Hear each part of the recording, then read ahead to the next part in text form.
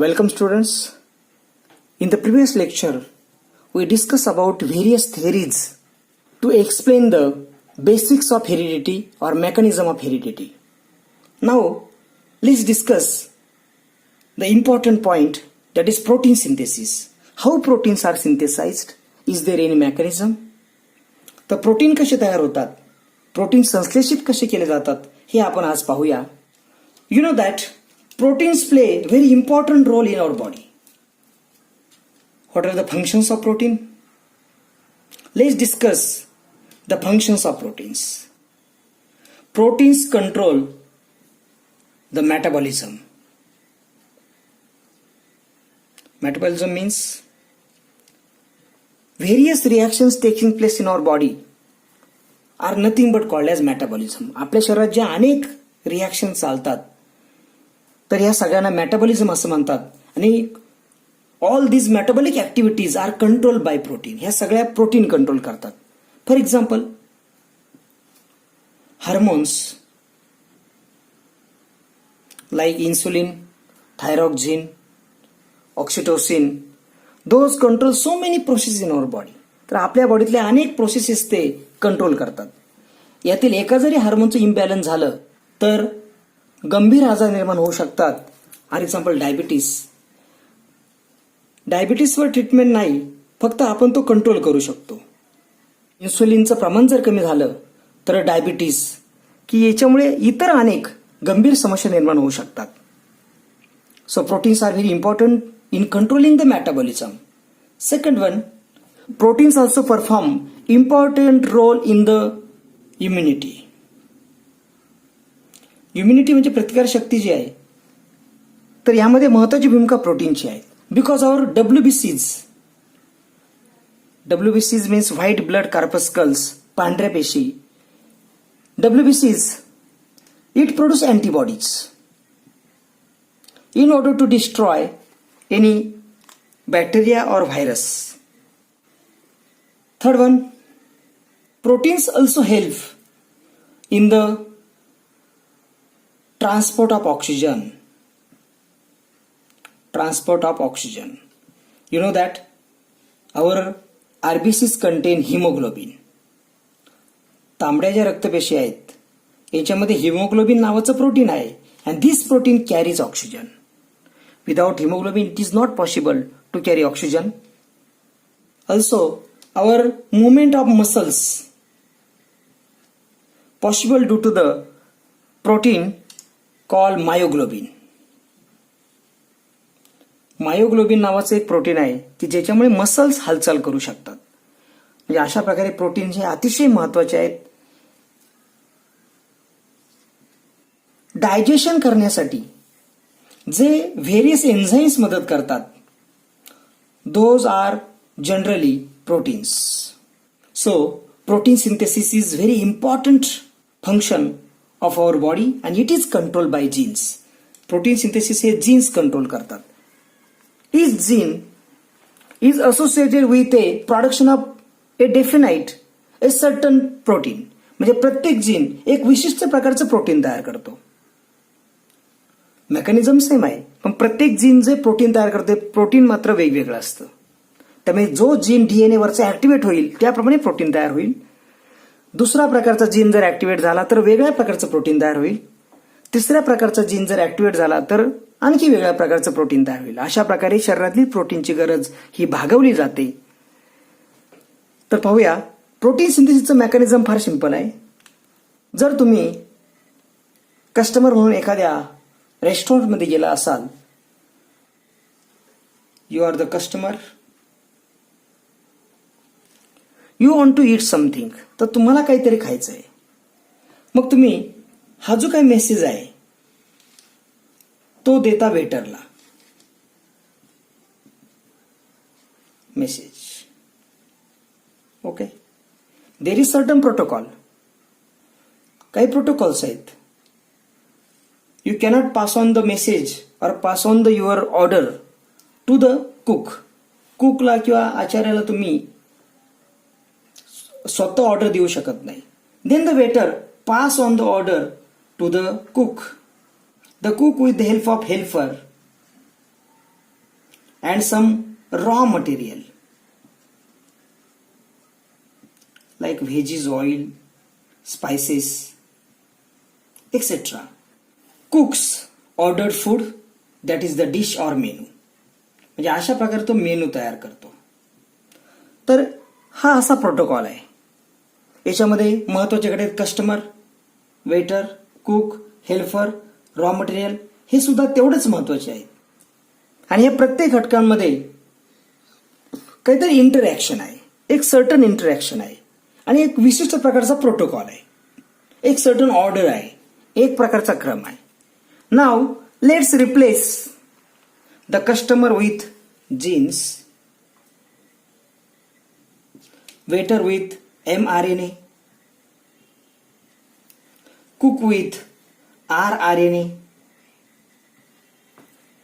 helper with tRNA, raw material or veggies with amino acids, and the final product or menu with the protein. म्हणजे आता protein synthesis मध्ये कोणकोणते घटक कारणीभूत असतात किंवा त्यांचं काय इंटरॅक्शन हे तुमच्या लक्षात आलं असेल. जस्ट कंपॅरिझन करा.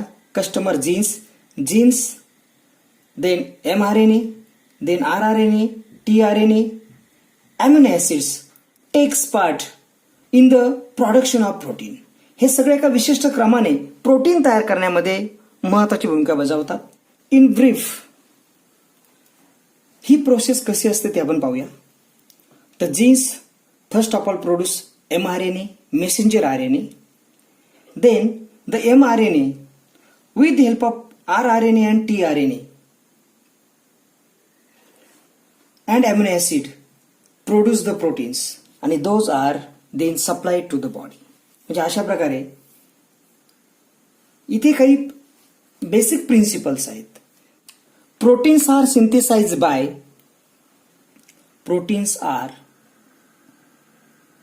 synthesized by genes.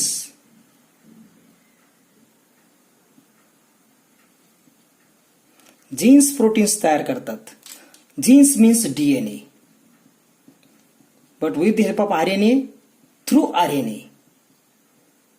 through mRNA, rRNA and tRNA, या तिघांच्या मदतीने proteins are synthesize by genes. Genes protein तयार करतात किंवा DNA प्रोटीन तयार करतात through RNA. Is called central dogma. It's called central dogma. तर हे याचं प्रिन्सिपल आहे. सेंट्रल डॉग्मा म्हणजे प्रिन्सिपल किंवा एक प्रोटोकॉल आहे. हा याचा प्रोटोकॉल आहे. And for this purpose first of all the DNA molecule get unwind. तर तो अनवाइंड होतो. DNA molecule get unwind. Suppose this is the DNA molecule. हा DNA मॉलिक्यूल आहे. तर तो अनवाइंड होतो. तो जीन असेल तेवढ्याच भागामध्ये तो अनवाइंड होतो. Suppose this is the gene and it decided to produce certain protein. एखादं विशिष्ट प्रोटीन तयार करायचं त्याने ठरवलेलं आहे. जेव्हा DNA मॉलिक्यूल अनवाइंड होतो देन हा जो न्यूक्लिओटाइड असतात they get separated. Nucleotide separate होतात. म्हणजे A is bonded to T. So या बाजूला A आणि या बाजूला T. इकडे सायटोसिन, इकडे गॉनिन. याप्रमाणे nucleotide get separated. And now with the help of enzyme RNA polymerase.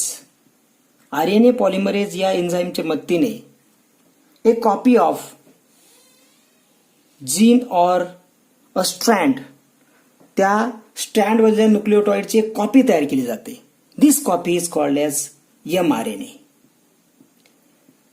या कॉपीला mRNA असं म्हणतात. First step is the production of mRNA.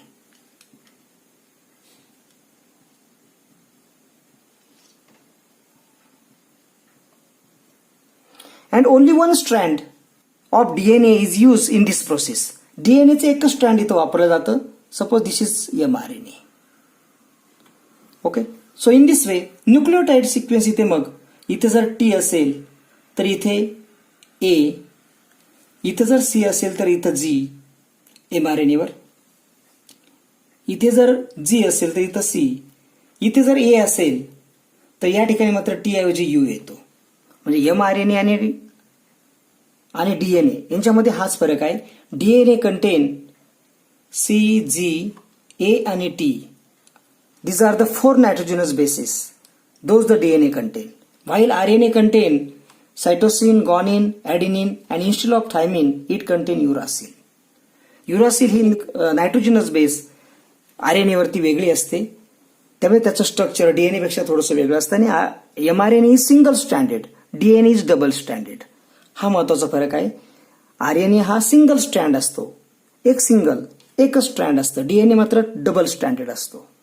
And mRNA is produced as per the sequence of nucleotide on the DNA strand. As per the sequence of nucleotide. Nucleotide sequence जसा आहे त्याप्रमाणेच mRNA तयार होतो on DNA strand. For example आताच आपण सांगितलं, इथं जर T असेल तिथं A. ओके, mRNA वर A येतो. इथं जर सायटोसिन असेल तिथं गॉनिन, इथे गॉनिन असेल तिथं सायटोसिन, इथं A असेल तिथं युरासिल, इथं परत A असेल तर परत युरासिल. याप्रमाणे असा सिक्वेन्स तयार होतो. And this sequence is always complementary to the sequence on DNA strand. आणि या DNA स्ट्रँडचा जे DNA स्ट्रँड आपण एक टेम्पलेट म्हणून वापरले, हे टेम्पलेट आहे. टेम्पलेट म्हणजे साचा, एक साचा म्हणून. जसं साचा आपण वापरला की त्याच्यामध्ये साच्यापासून त्याच प्रकारच्या वस्तू तयार होतात, त्याप्रमाणे हे जे DNA स्ट्रँड आपण एक साचा किंवा टेम्पलेट म्हणून वापरले, त्याच्या कॉम्प्लिमेंटरी सिक्वेन्स या mRNA वर येतो. And this process of RNA synthesis is called as transcription. This process of synthesis of mRNA, synthesis of mRNA is called as transcription. तर इथे जी प्रोसेस आहे transcription.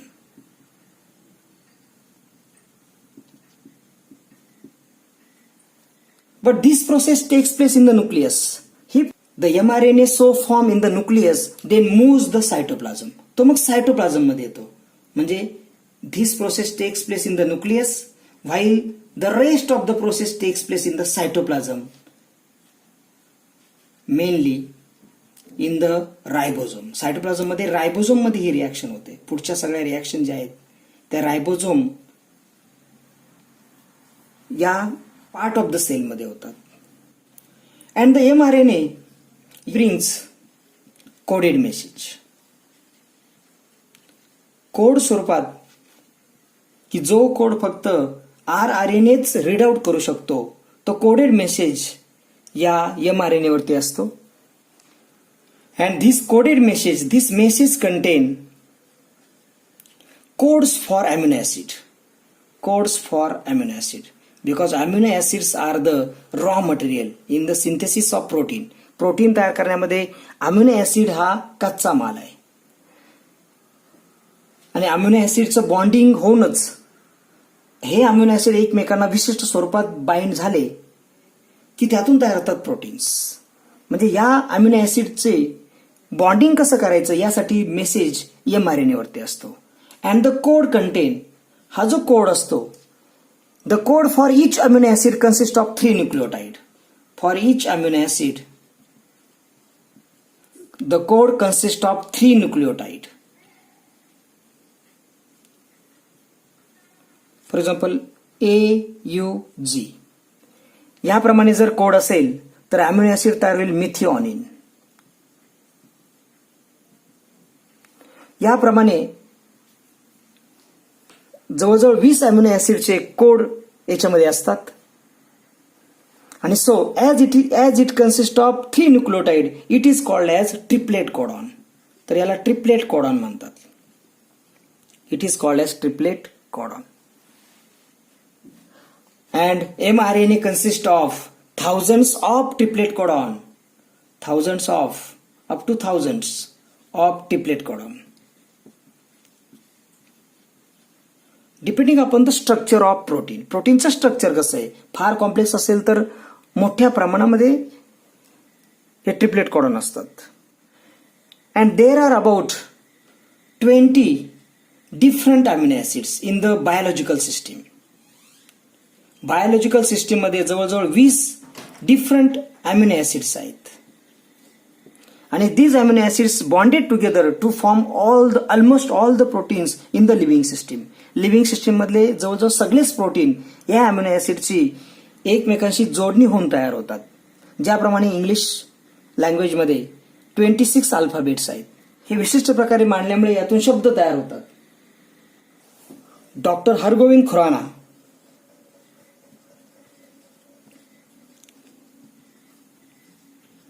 Indian origin scientist discovered triplet code for about 20 amino acid. तर 20 amino acid साठी लागणारे triplet codon doctor Hargobind Khorana यांनी शोधून काढले. And so he awarded with Nobel prize in 1968. Now let discuss about the role of tRNA and rRNA. tRNA supplies the amino acid.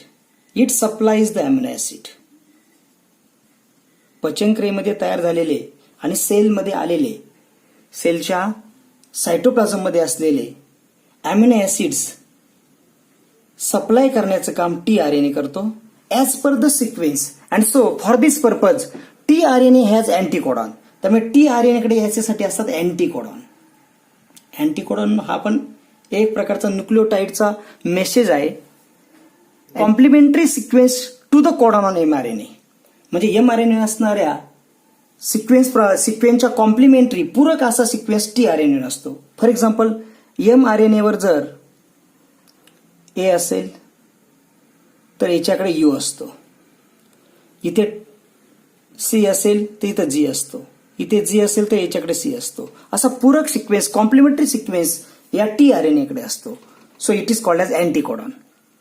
या पूरक sequence असं म्हटलं जातं anticodon. And as the sequence is complementary to the sequence on mRNA, it is called as this process is called as translation. तर याला translation म्हणतात. It is called as translation. म्हणजे tRNA त्या mRNA माहितीचं translation करतो, फक्त रूपांतरित करतो.